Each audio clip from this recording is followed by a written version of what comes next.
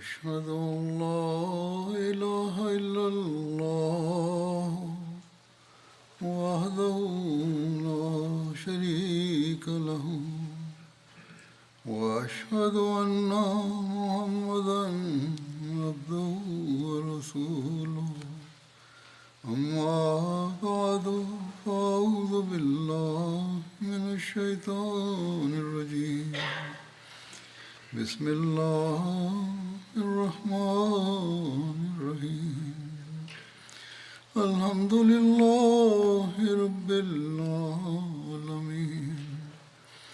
الرحمن الرحيم مالك يوم الدين إياك نعبد وإياك نستعين اهدنا الصراط المستقيم صراط الذين أنعمت عليهم غير المغضوب عليهم ولا الضالين.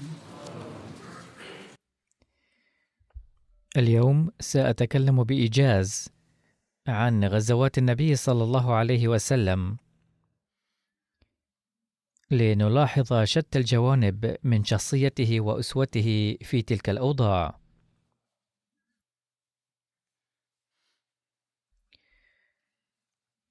فقد رأينا في معركة بدر كيف هيأ اليسر والسهولة للأسرى. فقد قال الأسرى أنفسهم بأن الصحابة كانوا بحسب توجيه النبي صلى الله عليه وسلم لهم بأن يحسنوا إلى الأسرى يقدمون لنا الطعام أفضل من طعامهم.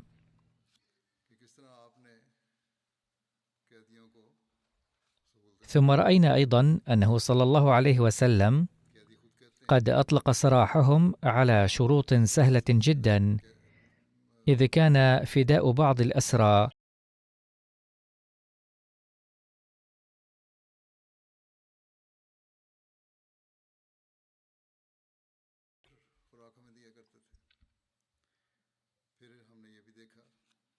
وكل ذلك لأنه صلى الله عليه وسلم لم يكن يكن عداء شخصيا لأحدهم، بل كانت حربه ضد أولئك الذين عزموا على القضاء على دين الله.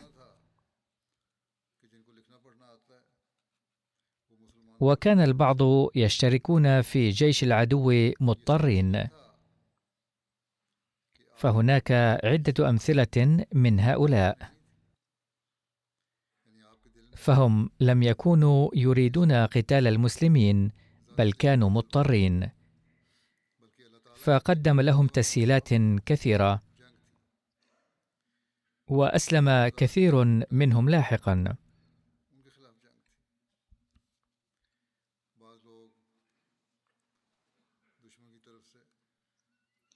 ثم إن النبي صلى الله عليه وسلم قد سن القواعد والمبادئ للحرب، وراعى المعاهدات والمواثيق وعمل بها لأقصى حد، فلم يكن على شاكلة رجال العالم المعاصر، حيث سنوا قوانين لا حصر لها ولا ينفذونها، فلهم معايير مزدوجة. أما النبي صلى الله عليه وسلم فكانت حياته تفسيرا عمليا للقرآن الكريم، حيث كان قد وصف العدل وإرساء دعائم السلام من المبادئ الأساسية. فقال الله تعالى: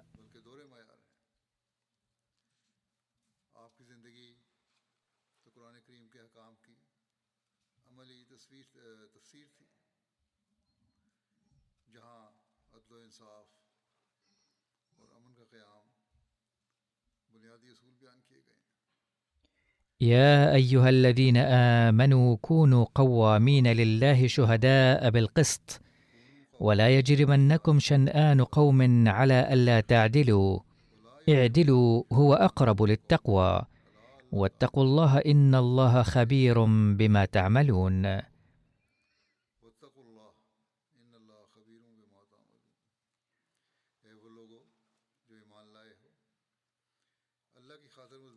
فكانت أسوته صلى الله عليه وسلم في ضوء هذه التعاليم شاملة وتقيم أسمى معايير العدل. فكيف كانت أسوته صلى الله عليه وسلم في الغزوات؟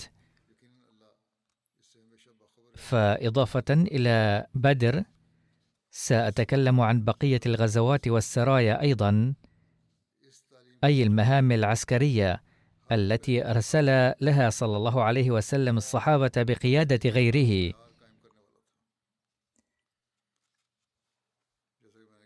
على كل حال هذا تاريخ طويل قد يستغرق عددا من الخطب، فاليوم سأتكلم عن أحد.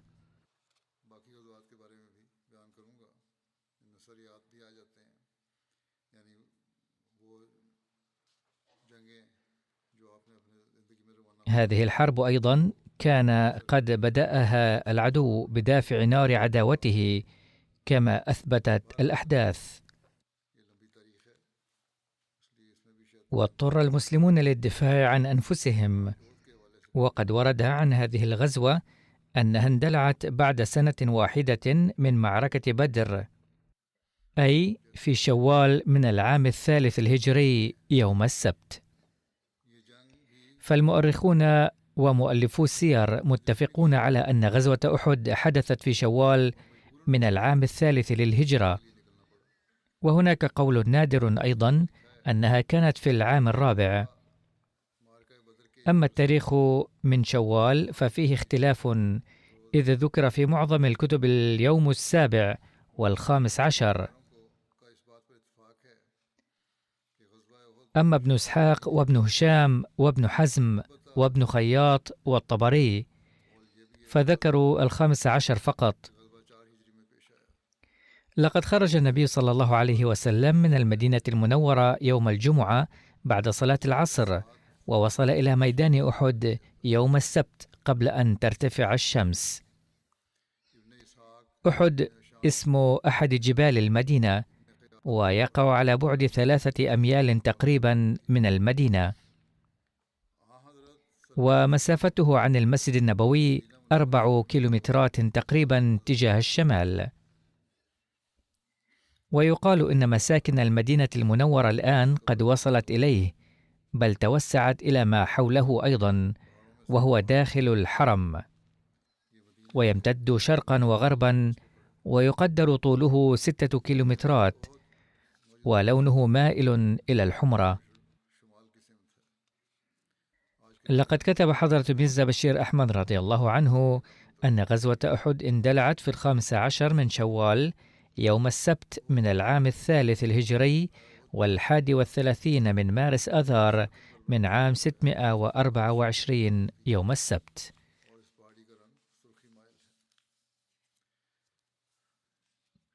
وكان سبب هذه الغزوة أن قريشا حين واجهوا هزيمة نكراء في بدر جاء إلى أبي سفيان سادتهم كعبد الله بن أبي ربيعة وعكرمة بن أبي جهل وصفوان بن أمية وأسود بن المطلب وجبير بن مطعم وحارث بن هشام وحويطب بن عبد العزى وغيرهم من الأشخاص البارزين من قريش، الذين كانت أموالهم في هذه القافلة التجارية التي كانت سببا لمعركة بدر.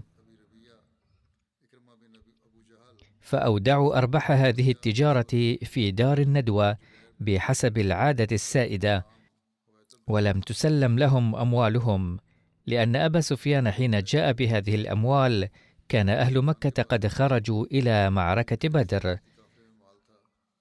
وبعد مدة قصيرة من بدر جاء هؤلاء إلى أبي سفيان وقالوا له إن محمدا صلى الله عليه وسلم قد قتل كثيرا من رجالنا، لذا يجب أن ننفق أموال التجارة هذه استعدادا للحرب مع محمد صلى الله عليه وسلم، فمن الممكن أن ننجح في أخذ ثأر قتلانا. وقالوا له أيضا إننا مستعدون بكل سرور أن يجهز جيش من هذه الأموال للتصدي لمحمد صلى الله عليه وسلم.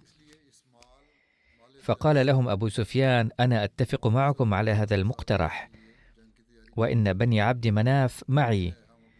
بعد ذلك فصلت قريش أرباح هذه التجارة البالغة 50,000 دينار، وأعادوا رأس المال إلى أصحابه. وفي رواية أن قيمة الأرباح كانت 25,000 دينار. باختصار، قد أعطوا الأرباح الصافية لهذه الحرب.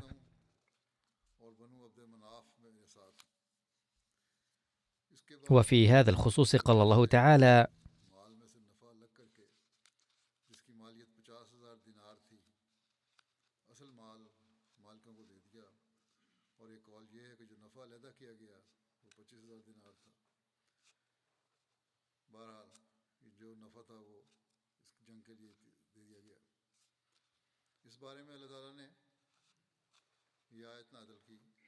إن الذين كفروا ينفقون أموالهم ليصدوا عن سبيل الله فسينفقونها ثم تكون عليهم حسرة ثم يغلبون والذين كفروا إلى جهنم يحشرون.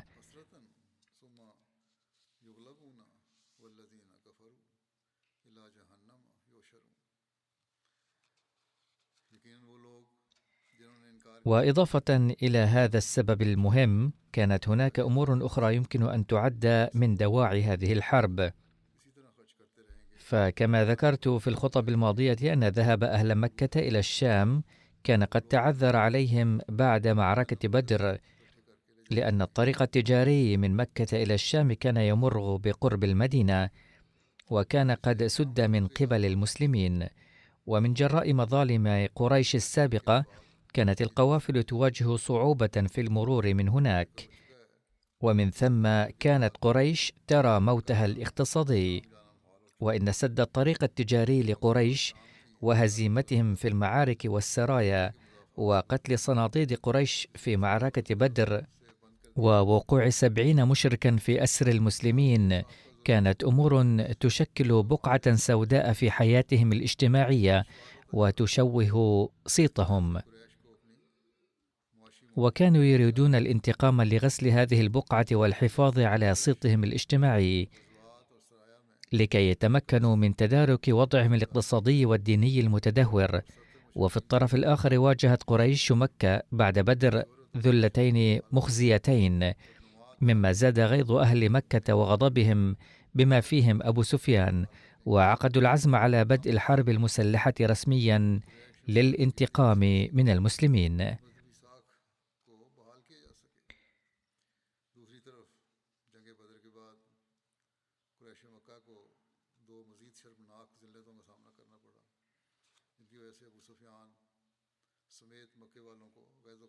فقد كتب أحد الكتاب: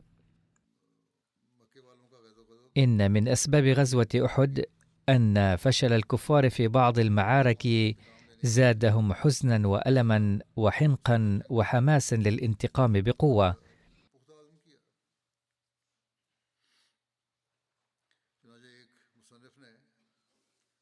وكان أبو سفيان الذي رجع بعيره التجارية إلى مكة سالما عبر الطريق الآمنة قد صار عرضة للتعيير المستمر من قبل أهل مكة، فأقسم بالانتقام من المسلمين، وأكد لقريش أنه سيخرج إلى المدينة وسيقاتل المسلمين قتالا شديدا.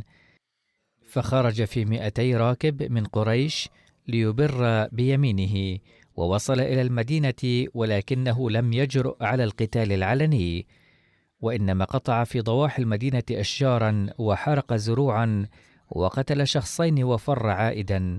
وهذه المهمة الحربية تسمى معركة السويق.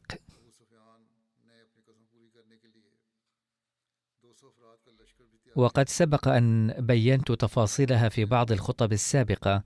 وكان أبو سفيان يريد بهذه المهمة الحربية ألا يعيره أهل مكة بعد ذلك بأنه قد رجع إلى مكة بالقافلة تاركا أهل قبيلته في ساحة بدر، ولكن الناس بدأوا يعيرونه على هذا التصرف الصبياني في هذه المهمة أيضا.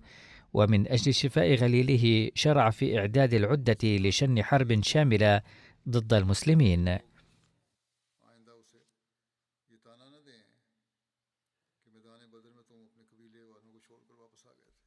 قد سبق الحديث في الخطب الماضية عن هزيمة قريش في مكان يسمى القردة، حيث كانت قريش أرسلت بعد هذا الهجوم الفاشل الذي قاده أبو سفيان على المدينة قافلة تجارية إلى الشام عبر طريق العراق بدلا من طريق المدينة، وكانت فيها حلي ذهبية وأوان فضية وغيرها من البضائع التي تقدر قيمته بحوالي 100,000 درهم. وعندما نزلت هذه القافلة بماء تسمى القردة، أوقفها زيد بن الحارثة رضي الله عنه في حدود المدينة، واستولى على كل أموالها التجارية ورجع بها إلى المدينة.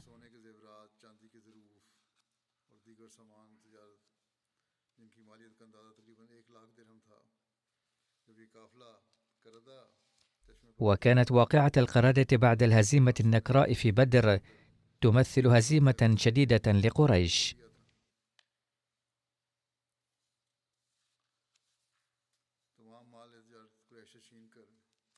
إذ وقعت واقعة القردة بالقرب من المدينة فزادت نار انتقامهم، فكانت هذه الواقعة أيضا من أسباب غزوة أحد. على كل حال، هناك أمور كثيرة دعت الكفار إلى إعداد العدة للحرب، فدعت قريش القبائل المجاورة لها إلى الانضمام إلى صفوفها، وبيان ذلك أنهم لما جمعوا الأموال لشن حرب حاسمة ضد النبي صلى الله عليه وسلم بدأوا المرحلة القادمة للقتال، وهي أنهم اتبعوا شتى السبل لضم القبائل المجاورة لصفوفهم في هذه الحرب، فزاروا بعضها زيارة فردية، وأرسلوا إلى بعضها وفودهم، وأغروا بعضها بالمال، وأججوا بعضها بالحمية الدينية والإقليمية.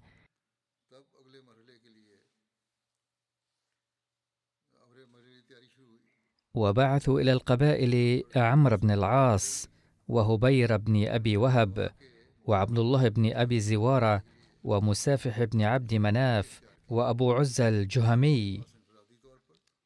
وأبو عزة الجهمي هذا كان من بين أسرى بدر الذين أطلق النبي صلى الله عليه وسلم سراحهم. كان قد توسل إلى النبي صلى الله عليه وسلم قائلا: لي 5 بنات ليس لهن أحد غيري فاعف عني، فمن عليه رسول الله صلى الله عليه وسلم بالعفو عنه، بل عفى عنه بدون فدية. هذه هي أسوة النبي صلى الله عليه وسلم، فعاهد النبي صلى الله عليه وسلم على ألا يحاربه ولا يظاهر عليه أحدا.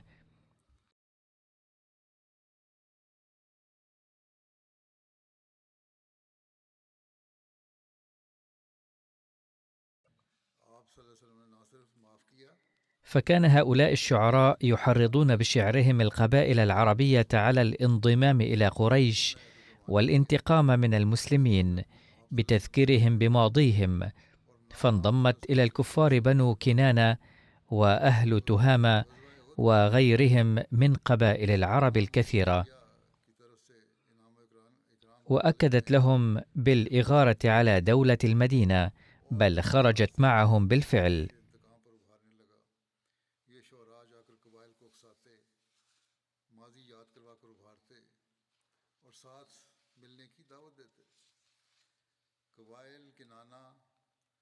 وبلغ النبي صلى الله عليه وسلم خبر استعدادات الكفار الحربية بواسطة العباس رضي الله عنه، وورد في تفصيل ذلك أن خبر استعدادات الكفار وحماسهم للقتال وصل إلى النبي صلى الله عليه وسلم على يد عمه العباس رضي الله عنه الذي كان مقيما في مكة، وقد أخبره بذلك عبر كتاب بعثه مع رجل من بني غفار استأجره لذلك، واشترط عليه أن يسير إلى المدينة 3 أيام ولياليها بدون انقطاع، ويسلم الرسالة لرسول الله صلى الله عليه وسلم. فسافر الرجل ليل نهار، ووصل إلى النبي صلى الله عليه وسلم في اليوم الثالث.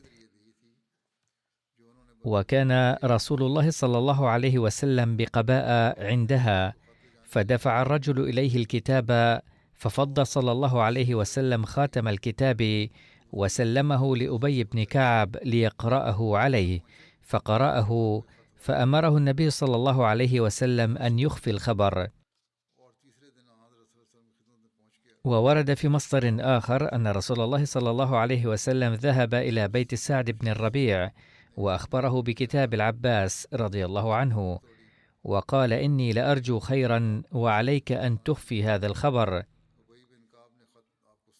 وكان النبي صلى الله عليه وسلم حين جاء إلى بيت سعد كانت زوجته موجودة في البيت، فقالت له: ماذا قال لك النبي صلى الله عليه وسلم؟ وكانت تسمع بالحديث الذي دار بينهما، فقال لها سعد: وما لك ولهذا الحديث؟ قالت: سمعت حديثكما. قال سعد: إنا لله وإنا إليه راجعون، لم أكن أظن أنك تستمعين لحديثنا. فجاء بزوجته إلى رسول الله صلى الله عليه وسلم وأخبره بأمرها، وقال: خفت أن يشيع هذا الخبر بين الناس فتظن أني أنا الذي فشيت سرك هذا. فقال رسول الله صلى الله عليه وسلم: خل سبيلها، وأمرها بأخذ الحذر.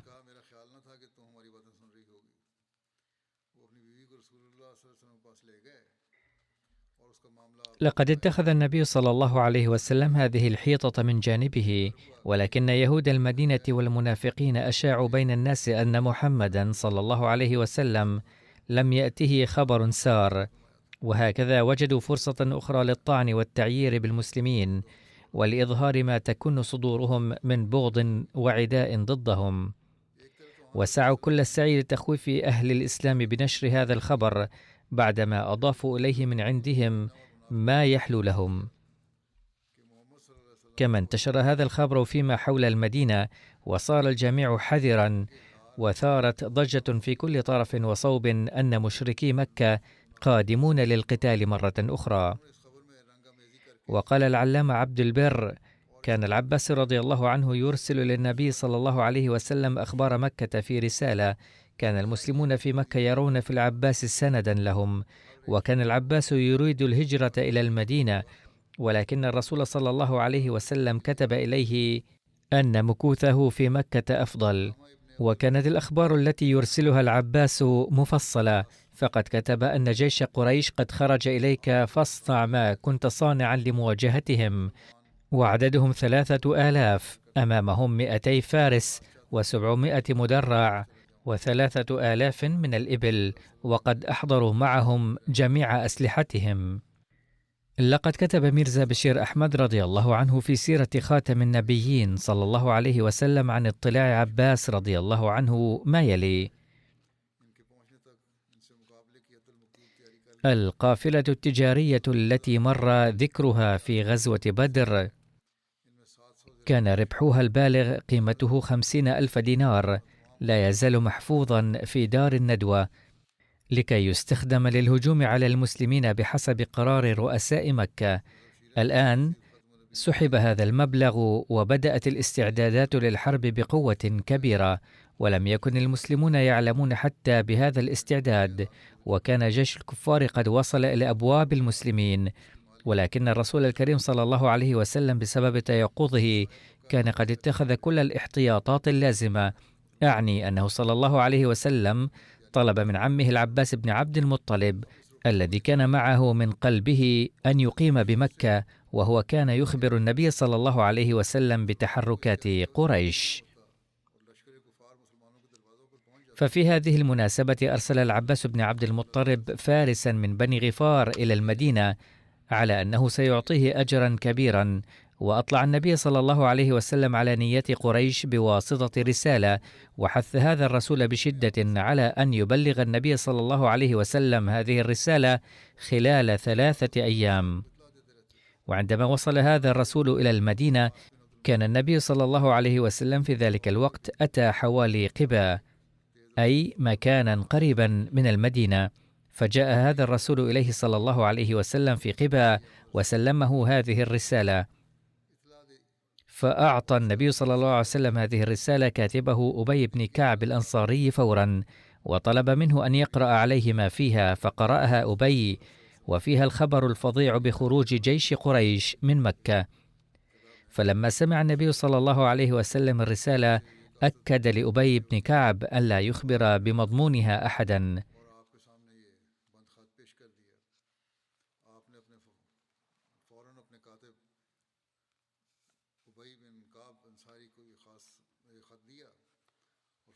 المهم قد خرج هذا الجيش، وورد في وصفه أن جيش قريش خرج من مكة في 5 من شوال.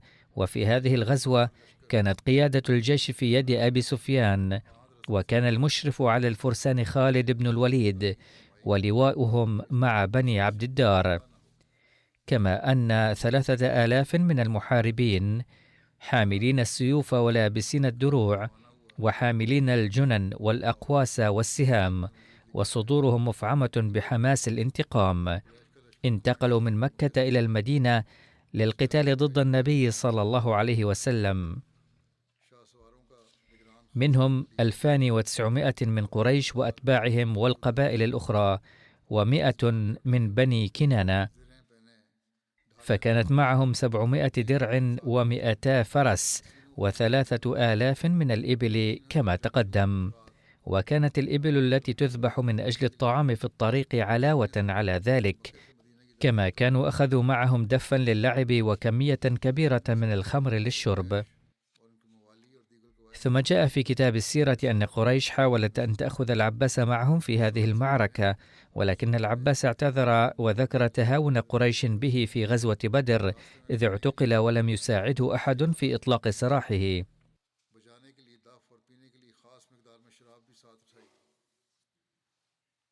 كما أصرت العديد من النساء على مرافقة الرجال إلى الحرب انتقاما.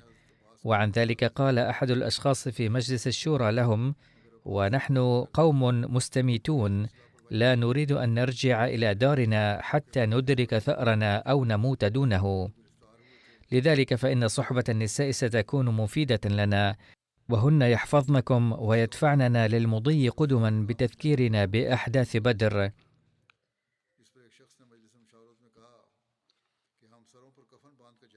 وقال نوفل بن معاوية الديلي: هؤلاء النساء شرفنا وكرامتنا، وإذا هزمنا افتضحنا في نسائنا. وكانت هناك آراء مختلفة، وكانت هند زوجة أبي سفيان أيضا موجودة في هذه المناسبة.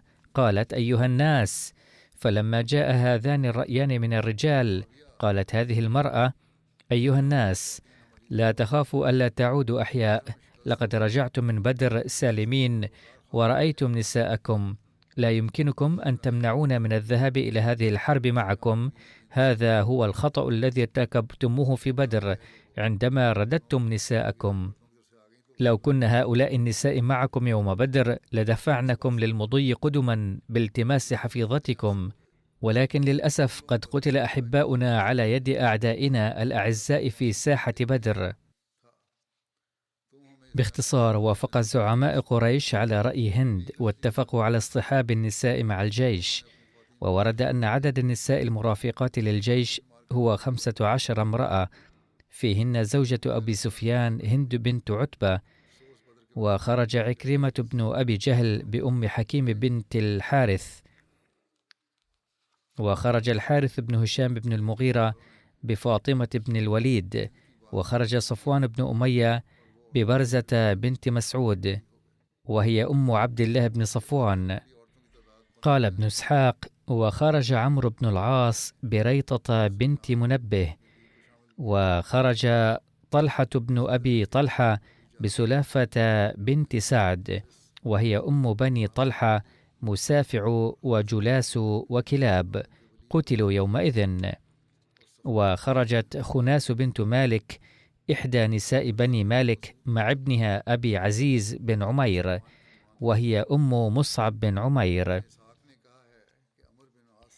وخرجت عمرة بنت علقمة إحدى نساء بني الحارث.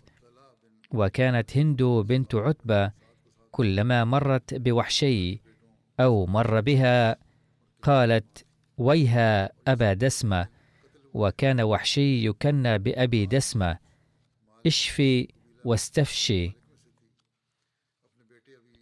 وكان مع وحشي وهو عبد حبشي يملك رمحا لا يخطئ، والذي يصيبه لا يتركه على قيد الحياة. وكان وحشي عبدا لجبير بن مطعم، فدعاه وقال: اذهب مع الجيش، فإن قتلت حمزة أعتقك، لأن حمزة قتل عمي طعيم بن عدي. فأقبلوا حتى نزلوا بعين بجبل ببطن السبخة من قناة على شفير الوادي مقابل المدينة.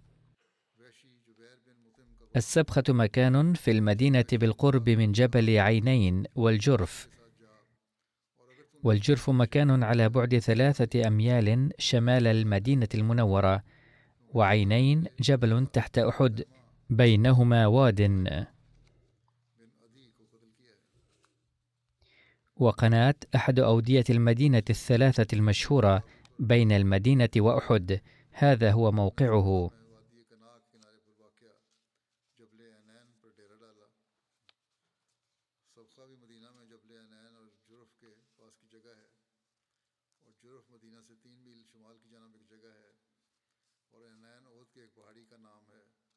ومما ورد في تفاصيل المعركة أن العباس أطلع رسول الله صلى الله عليه وسلم على جيش قريش، وأبلغ عمرو بن سالم رسول الله صلى الله عليه وسلم بخروج المشركين من مكة، مما أفقد أبو سفيان وعيه لأنه علم بذلك.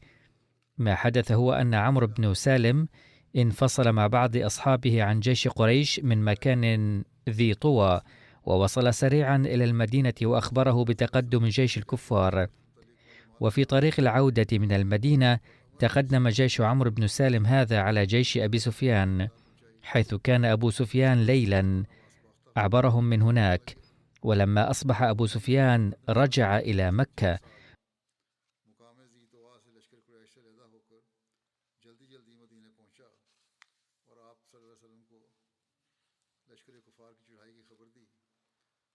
وأخبر أبو سفيان في الطريق أن عمرو بن سفيان خرج في بعض أصحابه إلى مكة ليلا. قال أبو سفيان بعصبية: أحلف بالله أنهم جاءوا محمدا فأخبروه بمسيرنا وحذروه، فهم الآن يلزمون صياصيهم، فما أرانا نصيب منهم شيئا في وجهنا، ولن ننجح في مرامنا.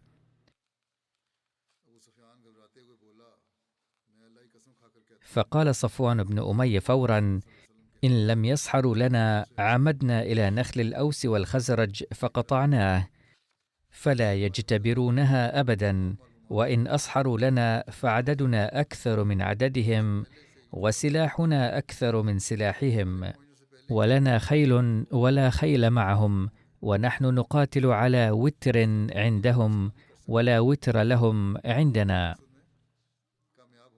إذن فقد أبدى أفكاره على هذا النحو.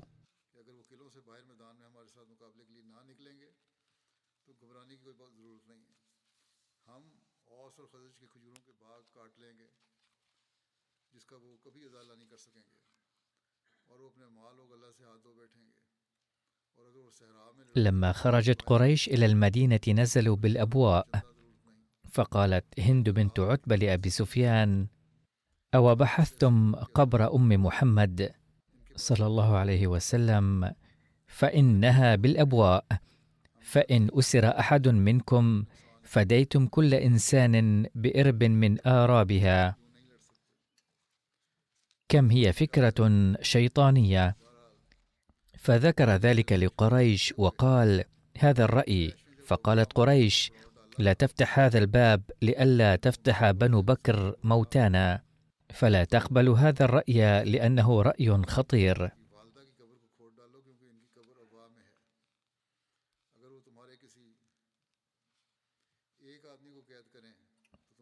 باختصار، حيثما أقاموا في الطريق ذبحوا الإبل، وحرضتهم النساء بإنشاد الأبيات، وقدمنا الكؤوس المرتعة بالخمر، وقرأنا المراثي، وقمنا بالنياح، وخوفنا الآخرين، وحرضنهم على الانتقام.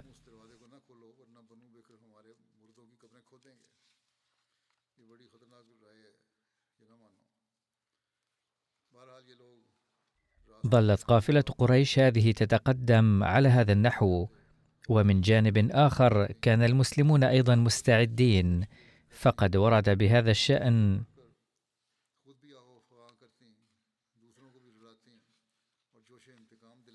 بعث رسول الله صلى الله عليه وسلم أنس ومؤنسا ابني فضالة ليلة الخميس ليال مضت من شوال عينين، لعل النبي صلى الله عليه وسلم أمر بهذه المناسبة للاطلاع على عدد المسلمين وقوتهم بالقيام بإحصاء المسلمين كلهم، فتبين نتيجة الإحصاء أن عدد المسلمين حينذاك كان قد بلغ 1500 نفر، وقد عد هذا العدد كبيرا نظرا إلى الظروف حينذاك، فقال بعض الصحابة بشدة الفرح: لا نخاف أحدا وقد بلغ عددنا 1500. وقال أحدهم: قد أتانا زمن قاس حين كنا مضطرين لأداء الصلاة مختفين. وذات مرة أمر النبي صلى الله عليه وسلم بالإحصاء، وكان عدد المسلمين حينئذ بين 600 و700 نفر.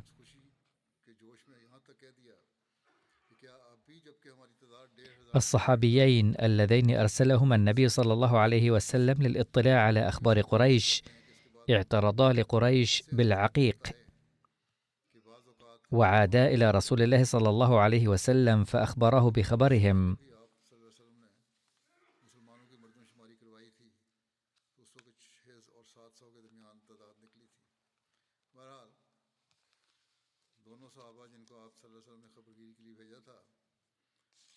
علما أن هناك أكثر من واد باسم العقيق في جزيرة العرب، وأهمها الوادي العقيق الذي في المدينة، ويمتد من جنوب غربي المدينة إلى الشمال الشرقي، كما تنضم إليه وديان المدينة كلها.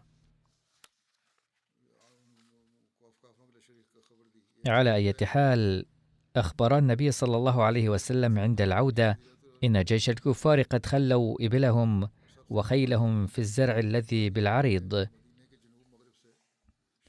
العريض نخل على بعد 3 أميال من المدينة، حتى يتركوه ليس به خضر. نزل المشركون ببطن السبحة من قناة على شفير الوادي يوم الأربعاء، فرعت إبلهم آثار الحرث والزرع يوم الخميس ويوم الجمعة، لم يتركوا خضراء. ثم بعث رسول الله صلى الله عليه وسلم الحباب بن المنذر أيضا إليهم، فنظر إليهم وعاد وقد حزر عددهم وما معهم، فقال رسول الله صلى الله عليه وسلم: لا تذكر من شأنهم حرفا، حسبنا الله ونعم الوكيل، اللهم بك أجول وبك أصول. وباتت وجوه الأوس والخزرج سعد بن معاذ وأسيد بن الحضير وسعد بن عبادة ليلة الجمعة عليها السلاح في المسجد بباب رسول الله صلى الله عليه وسلم، خوفا من بيات المشركين، وحرست المدينة حتى أصبحوا.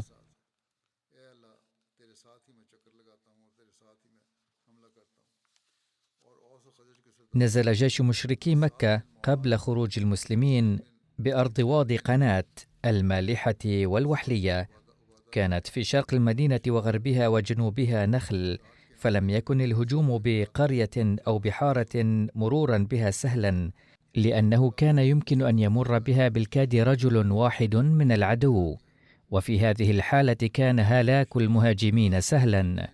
وكان شن الهجوم ممكنا من جانب الشمال فقط، لذا نزلت قريش في الشمال والجنوب، ثم لم تكن الوحدات السكنية كلها في مكان واحد، بل كانت الوحدات السكنية والحارات منتشرة في ميدان واسع بين الجبال. وكانت بعض القبائل قد دبروا سكنهم قرب أراضيهم وبساتينهم، وبنوا صياصي ذات طابقين أيضا، وكانوا يوصلون الأولاد الصغار والنساء إلى الطابق العلوي لتلك الصياصي كلما داهمهم الخطر، فكانوا يتفرغون لمواجهة المهاجمين. يقول كاتب آخر للسيرة: أصبح جيش العدو بين جيش المسلمين والمدينة التي لم يبق فيها سوى المنافقين اليهود والمسلمين غير القادرين على القتال والنساء والأطفال. يقول ميرزا بشير أحمد رضي الله عنه في بيان ذلك: لعل قافلة قريش خرجت من مكة في نهاية شهر رمضان في العام الثالث من الهجرة أو في بداية شهر شوال، وكان الجيش يضم عددا لا بأس به من بواسل القبائل العربية الأخرى، وكان أبو سفيان قائد الجيش الذي كان عدده 3000 وفيهم 700 مدرعون إلى جانب المطايا بعدد لا بأس به، أي 200 فرس و3000 من الإبل، وكانت عندهم أسلحة كثيرة أيضا. كانت تصحبهم النساء أيضا بمن فيهن هند زوجة أبي سفيان وزوجات كل من عكرمة ابن أبي جهل وصفوان بن أمية وخالد بن الوليد وغيرهم. وقد جاءت هؤلاء النساء بحسب تقاليد العرب القديمة آلات العزف والغناء ليحمسن رجالهن بإنشاد الأبيات المثيرة والعزف على الدفوف. وصل جيش قريش قرب المدينة بعد السفر إلى 10 أو 11 يوما، ونزل قرب جبل أحد شمال المدينة، وبالقرب من هذا المكان يقع الميدان العريض الواسع والأخضر، حيث كانت مواشي سكان المدينة ترعى، وكانت بعض الأراضي تزرع أيضا. أغارت قريش على هذه المراعي قبل كل شيء وعاثوا فيها فسادا كما بدا لهم. ولما علم النبي صلى الله عليه وسلم بواسطة الجواسيس باقتراب الجيش، أرسل صحابيه الحباب بن المنذر ليعلم عن عدد العدو، وقال صلى الله عليه وسلم له أيضا: إذا كان عدد العدو كبيرا وكان الوضع خطيرا للمسلمين كما سبق الذكر، فلا تذكر ذلك لأحد، بل أخبرني فقط على معزل من الناس لئلا تهبط همم المسلمين. فاختار الحباب بن المنذر بكل ذكاء طريقا كان خافيا على الناس، وعاد بعد هنية وأخبر النبي صلى الله عليه وسلم بالأخبار كلها.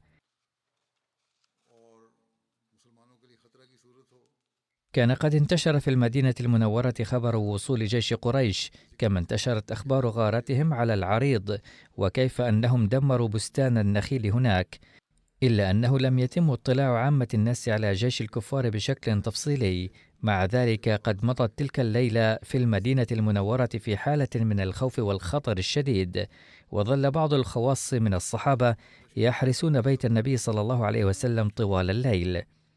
ولما تمت الاستشارة بخصوص الاستعداد لغزوة أحد، قال النبي صلى الله عليه وسلم خلال ذلك: رأيت الليلة في منامي بقرا تذبح، ورأيت سيفي ذا الفقار انقسم. وفي رواية: رأيت سيف انقسم من عند ضبته. وفي رواية: رأيت الثلم في ذباب سيفي، وهما مصيبتان. ثم رأيت أني أدخلت يدي في درع حصينة. وفي رواية: رأيت وكأني لابس درعا حصينة وأني مردف كبشا. سأل الصحابة النبي صلى الله عليه وسلم: فكيف فسرتها يا رسول الله صلى الله عليه وسلم؟ فقال صلى الله عليه وسلم: أما البقر المذبوح فأولته باستشهاد بعض من أصحابي. وفي رواية قال: أولت البقر المذبوح باستشهاد بعض منا. وأما الثلم في سيفي ففيه إشارة إلى رجل يقتل من أهل بيتي أو من أسرتي. وفي رواية قال: إن المفلول في حد سيفي تعني أن هذه الخسارة لن تتعرضوا لها، أي لن يلحق هذا الضرر لأحد خارج أهل بيتي وأسرتي. لقد استخدمت هنا كلمة الفلول، ومعناها إما الثلم في ذباب السيف أو حدوث الكسر في مقبضه وانقسامه، وهذا يدل على حدوث حادثتين اثنتين. أما الدرع الحصينة فهي المدينة، والمراد من ركوب الكبشة هو أنني أقتل بعض أنصار العدو.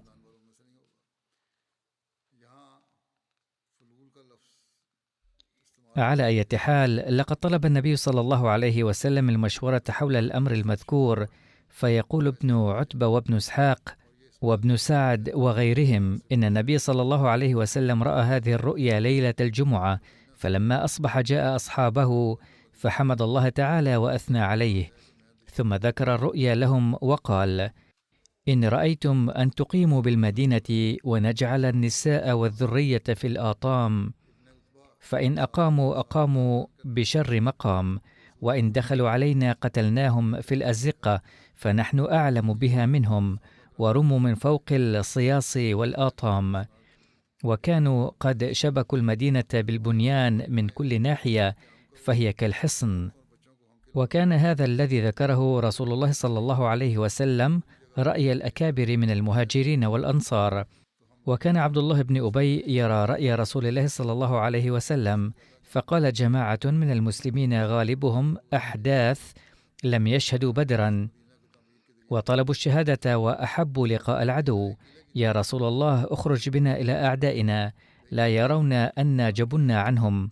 فقال عبد الله بن أبي: يا رسول الله، أقم بالمدينة ولا تخرج، فوالله ما خرجنا منها إلى عدو لنا قط إلا أصاب منا.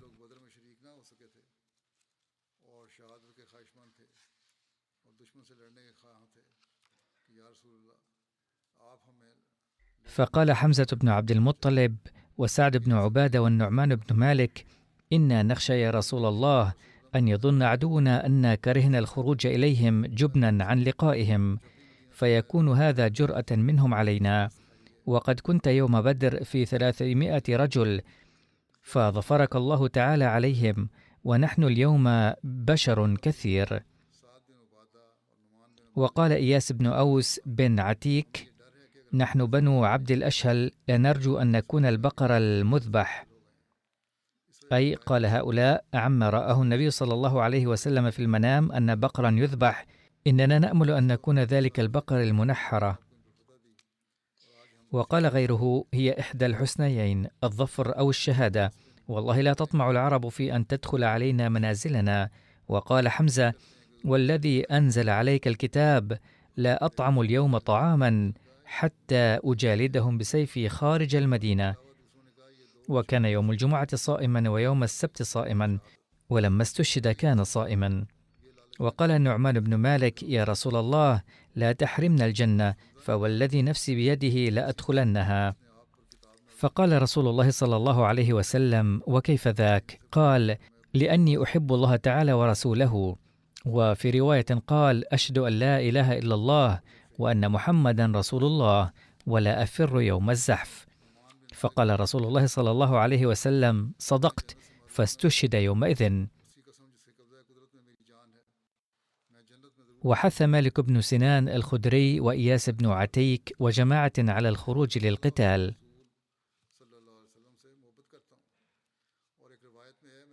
كتب ميرزا بشير أحمد في كتابه سيرة خاتم النبيين تفصيله وقال: لقد جمع النبي صلى الله عليه وسلم أصحابه وطلب منهم المشورة، ما إذا كان عليهم انتظار هجوم قريش في المدينة المنورة أو أن يحاربوها في الخارج.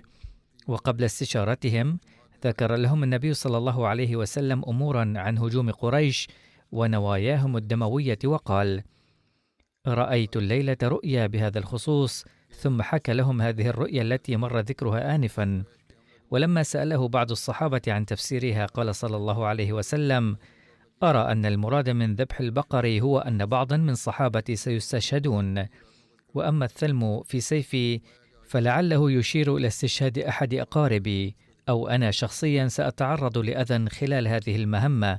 أما إدخال يدي في الدرع فأرى أن الأنسب لنا البقاء في المدينة للدفاع عن هذا الهجوم. أما ركوب الكبش في المنام فأرى أن المراد منه أنه سيقتل على يد المسلمين زعيم الكفار حامل لواء الحرب فيهم. وبعد ذلك طلب النبي صلى الله عليه وسلم المشورة من الصحابة فيما ينبغي التصرف في الوضع الحالي. وكما ذكر آنفا أن الصحابة أشاروا عليه إما تأثرا برؤيا النبي صلى الله عليه وسلم أو نظرا إلى الأوضاع أن يواجهوا العدو بالبقاء داخل المدينة. لقد أعجب النبي صلى الله عليه وسلم بهذا الرأي، إلا أن أكثر الصحابة ولا سيما الشباب منهم الذين لم يشتركوا في غزوة بدر وكانوا يلتاعون لاقتناص فرصة خدمة الدين باستشهادهم أصروا على الخروج من المدينة ومواجهة العدو في الميدان المكشوف. لقد أصر هؤلاء وقدموا رأيهم بإصرار حتى قبل النبي صلى الله عليه وسلم قولهم: نظرا لحماسهم، وأصدر قراره بمواجهة الكفار في الميدان خارج المدينة، ثم حث المسلمين عامة بعد صلاة الجمعة أن يشتركوا في هذه الغزوة وينالوا الثواب.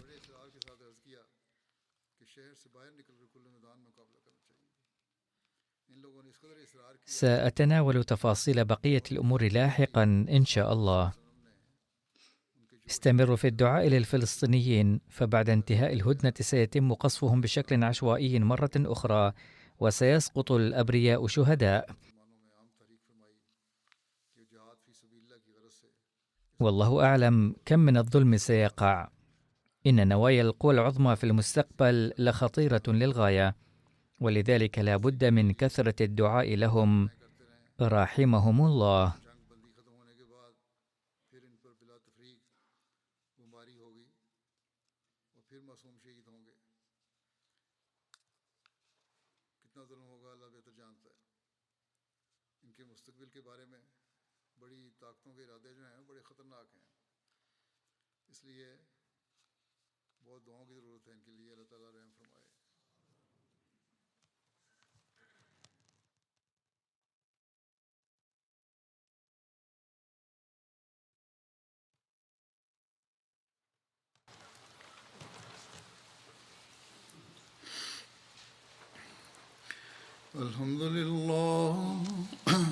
الحمد لله نحمده ونستعينه ونستغفره ونؤمن به ونتوكل عليه ونعوذ بالله من شرور أنفسنا ومن سيئات أعمالنا. من يهده الله فلا مضل له ومن يضلل فلا هادي له. ونشهد أن لا إله إلا الله ونشهد أن محمدا عبده ورسوله. عباد الله رحمكم الله، إن الله يأمر بالعدل والإحسان وإيتاء ذي القربى وينهى عن الفحشاء والمنكر والبغي يعظكم لعلكم تذكرون. اذكروا الله يذكركم وادعوه يستجب لكم ولذكر الله أكبر.